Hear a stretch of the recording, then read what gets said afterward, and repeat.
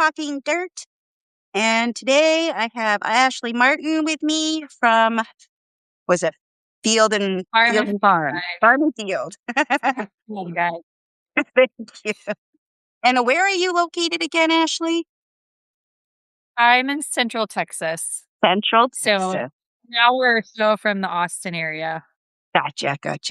Yeah, so tell us about your homestead or your ranch down there and where you guys are at, what you're up to. Yeah, absolutely. So we have about 40 acres in Central Texas. This is something we bought the property about a year ago. We've got cattle that we're running on the property, some donkeys, we've got chickens, we've got bees, and are now entering the world of gardening. So just this past season, we put in what we're calling the big garden. It's about an eighth of an acre. We basically sectioned off, a piece of the pasture. We did a soil test, spent significant time kind of amending the soil, putting in we did some sulfur because our soil is very alkaline. So we're working on the pH, and then did a whole bunch of compost, and then planted this past spring for the first time, and planted all of the normal Texas things that we knew could grow well down here. We've got corn, a lot of potatoes, a whole bunch of melons, cucumbers. We did some giant mammoth sunflowers, which was fun. And so we are kind of at the phase now where I think it was a fantastic trial run for us. And we kind of have proof of concept of yes, we can do this. Like things grow well here.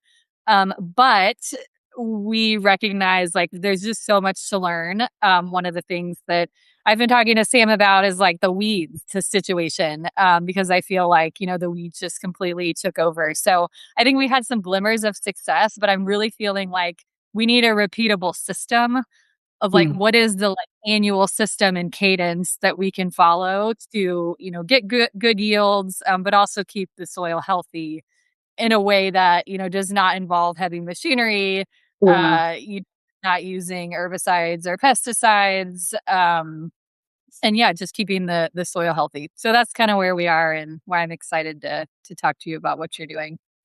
Cool. Yeah, I really I've been enjoying it. I think having to do it manually connects you to the soil in a a more meaningful way. But maybe that's just me. Um, so talking about systems, we're gonna start right from the beginning, and we'll work through a whole season, and we'll go from there. And if any of you folks in the chat have questions and you want to leave them in the chat box, we will look at those as we go and then recap at the end. So starting with breaking ground and bed preparation, you mentioned that you smothered the whole thing at the end, right? At the end of your season. That's right. We actually did that yesterday. So we Yesterday. had this somewhat successful trial, and I realized, wow, there are weeds literally everywhere. So we harvested all that we could harvest, tarped the Yeah. whole thing. And so, that'll sit for, let's say, 2-3 months. And then the kind of question is okay, now what? Now what? What's the system next year? Yeah. So the wonderful thing about tarping it is it's going to kill Did you happen to mow everything down before you covered? Yeah, we did a real kind of close mow and then Yeah. a light fire. Yeah. Awesome. Yeah. So that'll set you up real well. And then when you go to pull that off in a few months, you'll have a blank slate, which will be pretty sweet.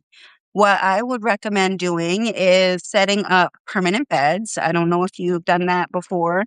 We But the benefit, have done that. It was a big square. I'm sorry, Ashley. I said, yeah, we have not done that. So that needs to be part of the plan is create the permanent system. Yeah. Yeah, well, and that also it saves you from having to create rows or beds every season when you come back to the garden. And it also gives you designated areas to put your amendments, keep the weeds out. So permanent beds. A lot of folks recommend about 30 inches because that's the distance someone can comfortably like step over a bed.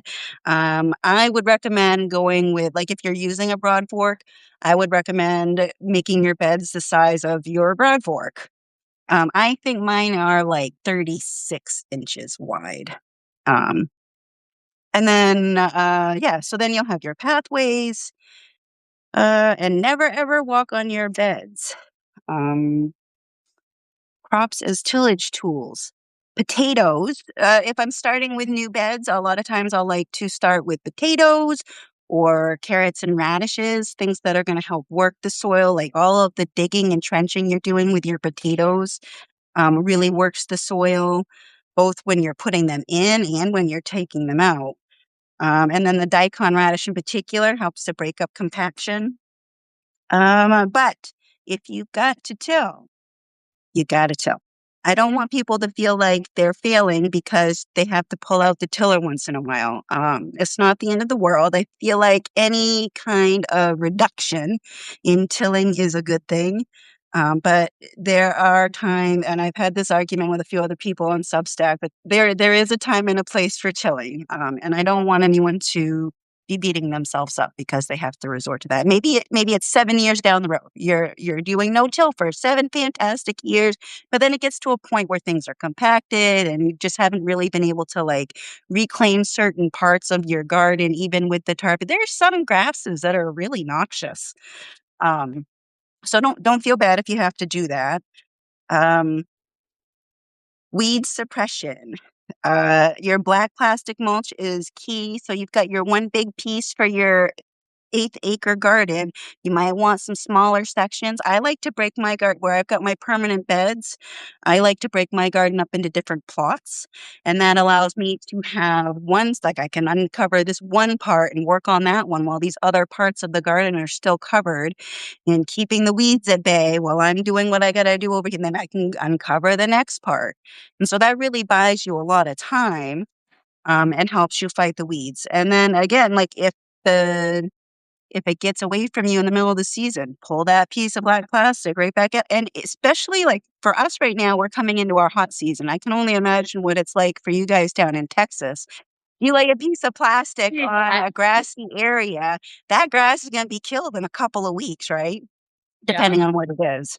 So, really good tool. When we were talking earlier about mulch and cardboard, right? And so there's a lot of people advocating for, like Charles Dowding, for example, really swears by laying down his cardboard and covering it with compost, um, or with mulch. But I have found that the grasses come up through the cardboard disintegrates too fast. It can be, depending on how much rain you get, it can biodegrade in a couple of months. And then your grasses are coming right back up through. Same thing with the mulch. Like if you're not laying enough of a layer down, your grasses can come up through. Even if you do have a thick layer, you can get grass. And so then you're weeding by hand, one by one, right? Whereas if you have bare pathways, you can take the wheel hoe or a stirrup hoe down through it in pretty quick time. And the thing is catching those weeds at the thread stage. So you have to get them when they're teeny tiny. Because once they get bigger, then you're out there hacking at them. And that's not fun. Yeah. Um, So, like, how do you have your pathways set up? So you said you like the bare pathway, right? So you can kind of manage those weeds as they come up. And then yeah, are you doing with like, landscape fabric on top of your rows or just hand weeding? it depends. Some parts of the garden, I have landscape fabric on my perimeter to Mhm. keep the lawn out of my garden. And then I have landscape fabric on my main paths. So I have like some paths that are 4 feet wide, so I could bring my wheelbarrow through. Those ones never change. The pathways in my blocks between my permanent beds are bare because I prefer it that way. Then I can use my manual tools to take and weed them. Um, and also there's like the time and labor, right? We were talking about that, the amount of time and labor that goes into putting down cardboard or putting down mulch. And even like the cost of accessing mulch or compost is Mhm. sometimes prohibitive to a bootstrap operation or any operation. Like we don't have unlimited funds to go and buy a truckload of compost. Um, so it's just not always feasible, and I found easier to work with if I keep my pathways bare. So that's just me. Right. And some of my beds, depending on what they're used for, might have a landscape fabric on them, but more often they don't. Um, just because I rotate, and so then once I put landscape fabric in, then that bed is like locked into whatever crop production for X amount of time until I decide I want to pull that landscape fabric off. Um, I am using black plastic this year on my nightshade family just because I happen to have a big roll. I'm using the whole garden this year, so I needed to reduce the amount of weeding that I was going to have to do. So, and then these particular beds had around my sheep shed, there's this noxious, like, perennial sunflower that grows, like, through these rhizomes, and so every time I muck out my sheep shed, these rhizomes end up in the garden because that's where the compost goes, right? So now I have those same noxious perennial flowers, like, spreading, yeah, and also, like, there was a patch of grass, so I was like, "Okay, I'm gonna put the black plastic on this bed to knock down those perennial flowers I don't want in there. Any other place would be fine, right?" But Yeah. Have you experimented with like black plastic versus white plastic? Just one of the things on my mind is it gets so hot in Texas yeah. and I work like covering a row with black plastic. Like had really kind of changed the growing dynamics here in the summer. Yeah, I haven't because I don't have that issue up here in Maine, but when I was working at Johnny Selected Seeds, I talked with a number of folks in the South who use the white stuff, and they seem to like it, and it makes sense, right? It's just gonna reflect some of that sun. You don't need the extra heat, you're just trying to suppress the Yeah. heat. Exactly. Exactly. Um, let's check the chat real quick for questions, if I can figure out how to do this. Okay. Thank you for everybody who is joining us today. We have about 7 folks with us right now, Ashley. Christine Martin, yay! How you manage after tilling will be important to rebuild your soil ecosystem. That is a very good point, right? If you do have to till, what do you do after that to rebuild your soil ecosystem? Well, let's think about that. What would you do if you had to till? You're gonna put in some compost. Hopefully, it's like some nice, rich compost that has a lot of soil microbial life in it. Um, and then leaving it alone for a while, not walking on it, watering it. I imagine would be helpful in that situation because it's just gonna feed any way to feed the soil life. I think would be good in that situation. Any other? Let's see. That's it. Okay. So where are we? Fertility in soil. So we were talking about compost and sheep manure. That's what I use, compost and sheep manure primarily because that's what I have. But if you have other things, you're gonna use whatever you can get your hands on, right? You guys have cow manure and donkey manure and the chickens. You got the whole Yep. shebang. Yep. Yeah. And you were saying earlier you are kind of at the point now where you're like, is it like essentially planting that in rows, right? You're not fully composting it before you add it to the garden? It Or well, we're what's your doing it in the fall. We muck our okay. sheds in the fall, so it sits all winter. So, like, the sheep manure doesn't have to be compost, that's a cold manure. Um, but obviously your chicken manure would be hot, so you would want to compost that, but I find that leaving it over winter, of course, we've got snow and everything going on top of it, and so it breaks down really well that way for me. Um, yeah. And so and what we'll do is we'll just, wheelbarrow by wheelbarrow, and I'll tell my son, the part of the garden, we'll walk through it, and I'll be like, "Okay, this is where I want you to do it to put it," and he'll plop it right where I want it. Um, the trick is going back to spread it out later. Yeah.